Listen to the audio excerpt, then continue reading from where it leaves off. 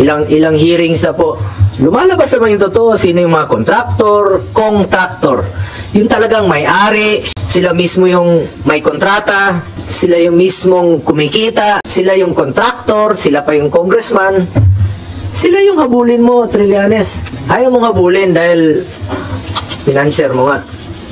Kasi ilang emisaryo pinadala niya sa akin para umatras ako dito. Sabi ko, nako, lalo akong ginaganahan mag-file ng case pag ginaganyan ako. Nakaharap siya ng katapat na hindi nabibili ng pera, kaya nandito tayo ngayon.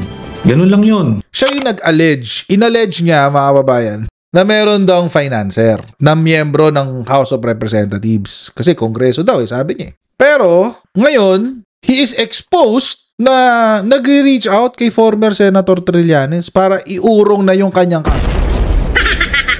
Bakit ka nagre-request, Senator Bongo? Natatakot ka ba sa makakalkal sa'yo ng ombudsman? What? Oh my God! Pasabog! Nagpasabog si Senator Trillanes. Wow! So ito na nga, nag-file ng kaso si former Senator Trillanes, di ba? Kanina. Ngayon, mga kababayan, etong update. Problema kasi ni Bongo, alam nyo, ilang conduit yung pinadala niya sa akin para regluhin, para hindi siya isama. Pero hindi niya ako mabili ng pera niya eh. Di ba? Tapos yung mga sinasabi niya may mga ginawa akong mali. Alam mo, 6 years sila naghalokay sa akin. 30 cases yung final nila sa akin, mga libel cases, mga harassment cases lang. Ni isang corruption case wala sila nakita sa akin. 'Di ba? Ang tanong dito, sana kung magaling lang yung mga reporters na nandoon sa Senado kanina, sana sinabi, Mr. Bongo, kung meron kang nakitang mali or illegal na ginawa ni Trillanes, bakit di nyo kinasuhan nung 6 years kayong presidente? Ang ginawa nila, sa sobrang desperado nila at wala silang nakitang kaso sa akin, yung pag-cancel ng amnesty ko ang ginawa. Di ba? So, dapat makita ng mga kababayan natin na ano na lang ito, mga desperadong statements na lang ito from somebody na alam niya nang malapit na siya makulong. Ganun po yun.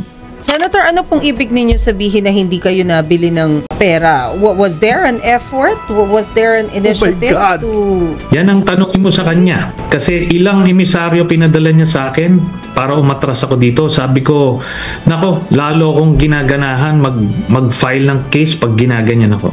Nakaharap siya ng katapat na hindi nabibili ng pera, kaya nandito tayo ngayon. Ganun lang yun. At next time kanyo, sabihin nyo sa kanya, kapag hinihingan siya ng reaction, naman niya basahin, pati yung mga cliche niya, mga quotable quotes, kailangan pang isulat nung staff niya. Quotable quotes? Well, in fairness, mga kababayan, lahat nung statements ni Bongo, lahat ng quotable quotes niya, lahat binabasa niya. There's nothing wrong with it. Di naman masama yun. Pero syempre, di ba, kung meron ka pinaglalaban, usually dapat more on the heart than what is on paper. Di pinaglalaban kay, my goodness! Alam niyo, nakakatawa yung development na to, promise. Kasi kanina, etong si Bongo, nandun na naman siya sa usual niya na drama, na this is a diversionary tactic. Senator Bongo, may kaso ka na. Doon ka magpaliwanag sa korte. Or at the very least now, sa ombudsman. Doon ka na sumagot. Andun na yung habla mo eh. Ilang hearings na po. Lumalabas naman yung totoo, sino yung mga kontraktor. Yung talagang may-ari, sila mismo yung may kontrata, sila yung mismong kumikita, sila yung kontraktor, sila pa yung congressman. Sila yung habulin mo, Trillanes. Ayaw mong habulin dahil financer mo nga. Financer daw kasi. Tapos ikaw yung nagpapadala ng mga emisaryo. Siya yung nag-allege. In-allege niya, mga kababayan, na meron daw financer na miyembro ng House of Representatives. Kasi kongreso daw, sabi niya. Pero, ngayon, he is exposed na nag-reach out kay former Senator Trillanes para iurong na yung kanyang kaso. Bakit ka nagre-request, Senator Bongo? Natatakot ka ba sa makakalkal sa'yo ng ombudsman? Alam nyo kasi, mga kababayan, pwede ho kasing mag-imbestiga ang ombudsman sa mga kahit sinong politiko, elected or not. Hindi lang ho niya pwedeng disiplinahin ang impeachable officers and members of the legislature. Everyone else is free game. Ang mga miyembro ng Kongreso, mga senador at Kamara de Representante, pwede ring imbestigahan yan ng ombudsman. Hindi lang niya pwedeng patanggalin. Paano siya matatanggal? Kung ang ombudsman ay magpo-file ng ethics complaint. Or kahit sinong concerned citizen. Ang issue ngayon, mga babayan, is, ang magiging problema naman ni Joel Villanueva and Bongo, kasi dati walang social media. Or nung panahon na siya ay nahatulan ng ombudsman, hindi pa masyadong gamit na gamit ang social media pagdating sa news. At hindi pa uso mga vlogger. Tulad namin. Iba na ang mundo ngayon. Ang mundo ngayon, mga kababayan, lahat ng balita na lalabas, makakalkal, kakalat, may epekto sa taong bayan. Ang social media may effect na sa mga politiko. Kaya nga takot na takot ngayon to si Bongo eh. Dahil alam niya na kapag siya ay naimbestigahan ng Office of the Ombudsman, sasambulat lahat ng baho niya. At baka ito na ang kanyang maging huling pag-upo bilang senador. Malas mo.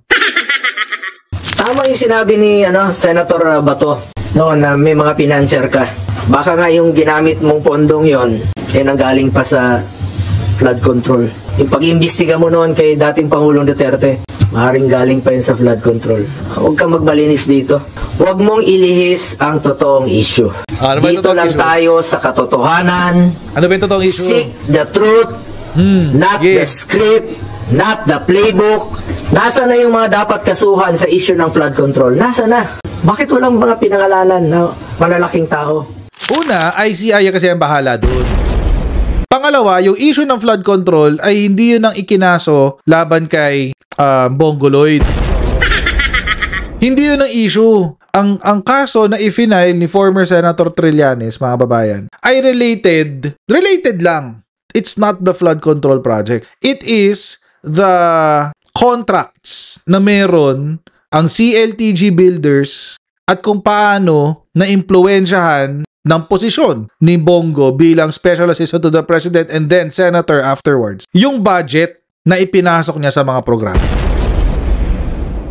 or sa mga proyekto. Akala ko ba, hindi siya konektado sa CLTG builders? Kahit na yung ibig sabihin ng CLTG ay Christopher Lawrence Tesorogo na pangalan niya. O so, ba't hindi na lang yun nasabihin mo sa korte? Di ba? Ba't hindi na lang yun nasabihin mo sa korte, Bongo Lloyd? Wala akong alam. Wala akong alam sa business dealings ng pamilya ko. Hindi naman ako board member dyan. Hindi naman ako director dyan sa kumpanya na yan. Hindi naman ako investor. Anong alam ko dyan? Pero ang problema kasi, mga babayan, kailangan niyang patunayan yun sa korte. O kailangan niyang kontrahin yung mga aligasyon na yun. Lalo na ang lapit kasi sa kanya nung korporasyon.